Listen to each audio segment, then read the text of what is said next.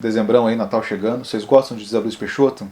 Espero que sim, cara, que a Dublinense mandou aí uma cortesia pra gente sortear para os nossos seguidores lá do Catarse, tá? Então assina lá, quem assinar a nossa faixa de recompensa de sorteio vai concorrer a um kit com Morreshme e o Caminho Perfeito do José Luiz Peixoto, tá?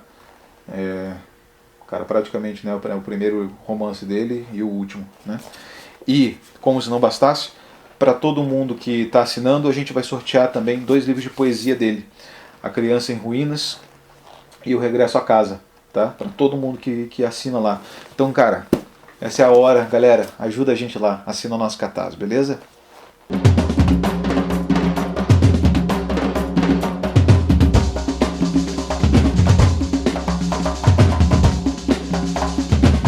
Livro de hoje, Giovanna Madalosso, Suíte Tóquio, publicado pela Todavia. Segundo romance da Giovanna Madalosso, né? Então depois do primeiro livro de contos dela, Teta Racional, e do primeiro romance Tudo Pode Ser Roubado, chegamos aqui a este Suíte Tóquio, né? Fiz uma mesa muito bacana com a Giovanna pelo Sesc Paraná, mediei uma mesa com ela falando desse livro. E vamos lá, esse livro aqui ele conta, por meio de duas narrativas, duas vozes narrativas, o sequestro de uma criança de classe alta, né? Então a gente tem, de um lado, né, de uma voz narrativa, a Fernanda, que é a mãe da criança, que ela é uma produtora de cinema e, enfim, televisão, rica, que mora num bairro rico, e do outro lado a Maju, que é a babá, né, da Cora, que é a filha pequenininha da Fernanda. O livro começa justamente com a Maju levando a Cora embora, né? Então ela está falando: estou raptando uma criança, tento afastar esse pensamento, mas ele persiste. Enquanto descemos pelo elevador, cumprimentamos o Chico, saímos pelo portão. São coisas que fazemos todos os dias: descer, cumprimentar o Chico, sair pelo portão, andar pisando só nas pedras pretas ou nas brancas da calçada. Mas hoje é diferente, mesmo que eu não esteja fazendo nada diferente, porque tenho a sensação de que o exército branco olha para mim. O exército branco que ela se refere aqui no começo do livro é a quantidade de babás, né, de branco que vão para a praça ali no bairro Nobre em que eles moram para cuidar das crianças, enfim, enquanto as mães trabalham ou fazem outras coisas. Então a premissa é basicamente essa, né? E aí ela, a partir daí, começa a perfilar um pouco melhor essas duas personagens. Por meio dessa trama, a gente consegue explorar algumas discussões que a Giovanna traz e que são muito pertinentes para o nosso momento atual. Eu acho que a primeira delas é a relação entre maternidade e trabalho, né? Aliás, é a principal discussão desse livro, eu acho, que é a relação entre maternidade e trabalho. Porque de um lado a gente tem a Fernanda, que trabalha pra caramba, workaholic, né? Típico, aquela típica mentalidade paulistana, né? De trabalhar pra caramba, pra ganhar dinheiro pra caramba e coisa do tipo. E ela não liga, não tá muito presente em casa, né? Ela tem um marido que trabalha com umas coisas mais bicho grilo, assim, faz terrário e coisa do tipo. E ela, no meio do caminho, se apaixona por uma documentarista de vida natural, né? Que é a Yara. Então ela passa o livro lá chifrando o marido com essa mulher. E demora, por causa disso, a perceber que a filha dela foi raptada. Do outro, a gente tem a Maju, que é uma pessoa muito instruída até, assim, por mais que ela tenha uma origem simples, né? Ela gosta de ler, ela tem uma vida interior muito rica. E ela queria constituir família, né? Mas ela não conseguiu porque ela aceitou, quando a Fernanda precisou de uma babá, para além das coisas da empregada, aceitou e meio que morar na casa da Fernanda, né? Na suíte Tóquio, justamente, é o quartinho da empregada, que ela vai lá dar uma reformada, a Fernanda coloca mais ou menos aquilo que ela acha que uma empregada do nível socioeconômico dela vai gostar, e batiza o quartinho de suíte Tóquio, né, para parecer mais atrativo, e daí ela aceita esse trabalho, né, para ela poder conseguir uma vida melhor, e nisso o pretendente dela, o noivo dela, né, com quem ela estava tentando ter um filho, enfim, abandona ela, né, deixa ela sozinha e ela fica com a criança.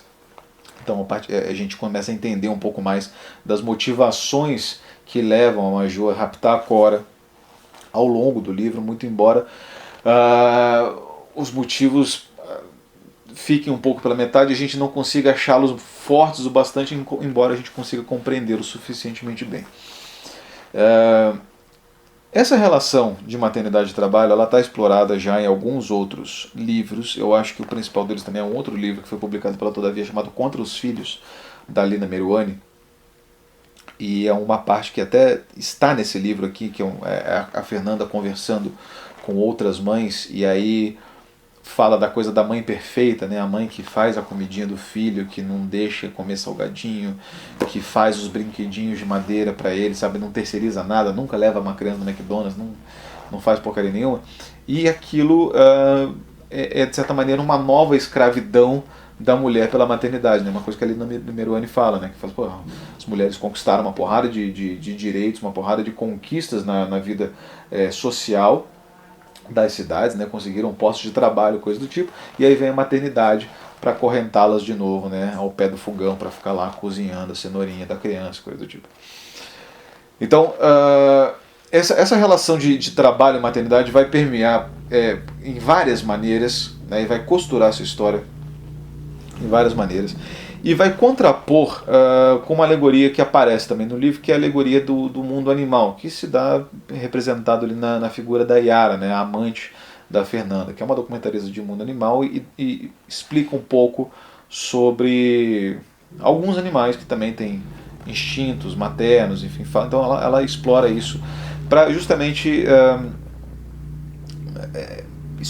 colocar uma certa ideia do que seja a maternidade como construção social e o que seja a maternidade como construção natural, né? Acho que a gente pode colocar dessa maneira. Esse livro ele assim, é um livro que tem muita pesquisa, tem muito elemento a ser destrinchado, né? Mas acima de tudo ele é uma narrativa muito dinâmica, né? Ele é um livro que ele tem ação, ele tem um dinamismo, coisa que já tinha no Tudo Pode Ser Roubado também, né? Eu acho que a diferença principal entre Tudo Pode Ser Roubado e Sweet Tokyo é que aqui a gente já tem um pouco mais de substância temática para debates extra enredo, né? Como é esse caso, por exemplo. Então aqui a gente tem principalmente a questão da maternidade, né? A questão do trabalho ela é marcada principalmente pelo título, né? Sweet Tokyo, que vamos combinar, né? O quarto de empregada ele é um resquício escravagista, né? A gente sabe que hoje em dia os brasileiros que migraram para Portugal estão pedindo quartos de empregada nos apartamentos, elevador social, que era coisa que os apartamentos portugueses não tinham, né? E aí os portugueses ficam horrorizados com aquilo, que falam, olha como os brasileiros são escravocratas, como se eles não fossem portugueses, né? Enfim. Mas isso é outra coisa, né? É muito bom, né? Deve ser muito bom você ser europeu, né? E poder olhar pra gente e falar assim, nossa, cara, olha só que gente atrasada. Eles são herdeiros da escravatura. Cara, que moral tem português pra falar isso pra gente, né? Afinal de contas, mas ok. Enfim, cara, eu achei esse livro assim, muito dinâmico, muito divertido de ler. Você lê ele muito rápido, é uma leitura rápida, gostosa pra caramba. E depois que a leitura termina, fica esse debate. O arco da Maju, claro, é mais interessante, né? É mais dinâmico, mais divertido do que o da Fernanda, mas eu gosto mais da voz da Fernanda. Então, tipo, eu gosto mais da história da Maju, mas eu gosto mais da voz da Fernanda. E o arco da Maju, eu fiquei particularmente impactado porque ela passa por uma série de isso aqui é um semi-spoiler, tá? Ela passa por uma série de pequenos acontecimentos que culminam num anticlímax, e esses anticlímax eles vão se acumulando até a cena final.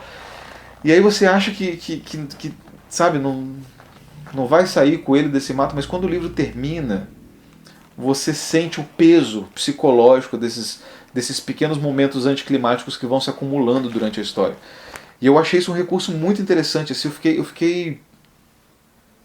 eu me senti cansado pela Maju depois que o livro terminou, sabe? Porque realmente é um livro muito impactante, assim, né? Nesse sentido da história. A todo momento você acha que a história vai descambar para um lado e ela, pelo menos eu, né? lendo assim. Eu sempre achava que ela ia descambar para um lado e nunca descambava para o lugar que eu estava pensando, mas esses pequenos acontecimentos anticlimáticos, eles exaurem, né, me exauriram como leitor no final do livro, que eu achei fenomenal, né. Então um livro muito bom mesmo, assim, um livro bem maduro por parte da Giovanna. Está aqui a resenha de Sweet Tokyo, né.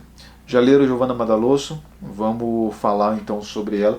Legal que ela falou na resenha, na mesa que eu fiz com ela no Sesc, que parte desse livro aqui foi vivido por ela, assim, né? Ela mora num bairro rico de São Paulo, ela contratou uma babá para cuidar da filha dela, né?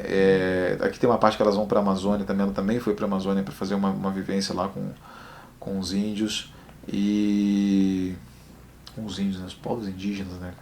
Enfim, a gente tem que... Você vê como essa coisa do politicamente correto é difícil, né, cara? Se a gente não se policia, a gente fala merda o tempo inteiro. E ela teve um trabalho muito interessante de fazer essas linguagens distintas. Então tem palavras que só a Maju usa, tem palavras que só a Fernanda usa, né? Tem pequenas variações e tem pequenos ruídos entre a história da Fernanda e a história da Maju. Quer dizer, aquilo que a Maju sabe sobre a Cora e sabe sobre ela mesma e aquilo que a Fernanda acha que sabe sobre as duas, né? Então isso fica ali como pequenos elementos para você ir pensando durante o livro, né? Então, bem interessante também o trabalho de construção de voz, né? O trabalho estilístico da Giovanna. Por isso que eu digo que é um livro mais maduro que o romance anterior dela, tá? Então é isso aqui. Se inscrevam no canal, dá aquela ajuda pra gente lá no Catarse, comenta o que vocês quiserem aí. E é isso aí, galera. Um abraço, tchau.